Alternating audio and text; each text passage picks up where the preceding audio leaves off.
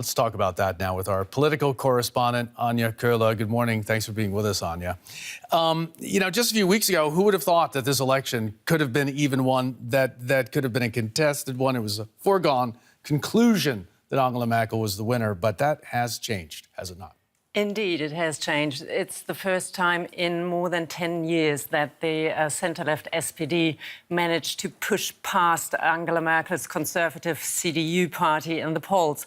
The party is enjoying a boost from the decision to nominate Martin Schulz as candidate. He will run against Angela Merkel. And they are winning back former supporters who turned their backs rather disappointed. And this might get some excitement into the campaign. OK, it's already become a bit more exciting, hasn't it? What about Martin Schulz? Who is he? Why are people backing him? What does he represent? I think, first of all, he represents one of them. He speaks their language. He's pretty straight-talking, and he promised to campaign for social justice. This struck short with people, and people believe him things they didn't believe other politicians anymore. Maybe he doesn't seem as wasted as some of the others. OK, but his entire experience outside of a short term as mayor here in Germany has been in Brussels. Is that helping him or is that hurting him? He hasn't done any politics here in Germany.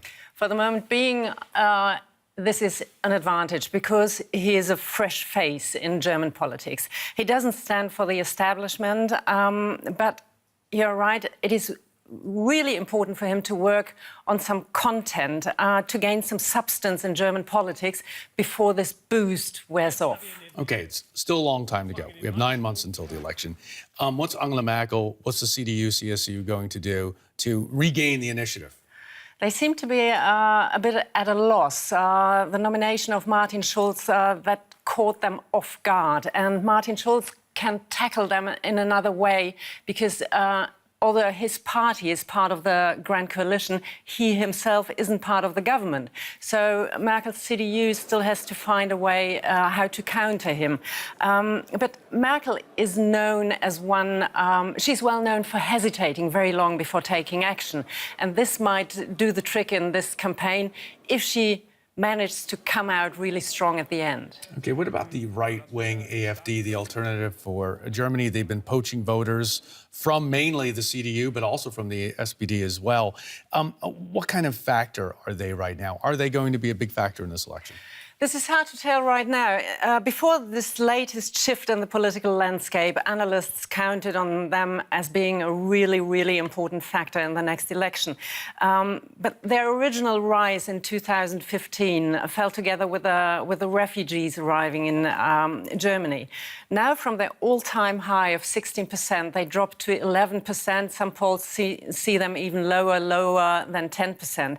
And their success is due to two factors: the refugees and people being fed up with politics.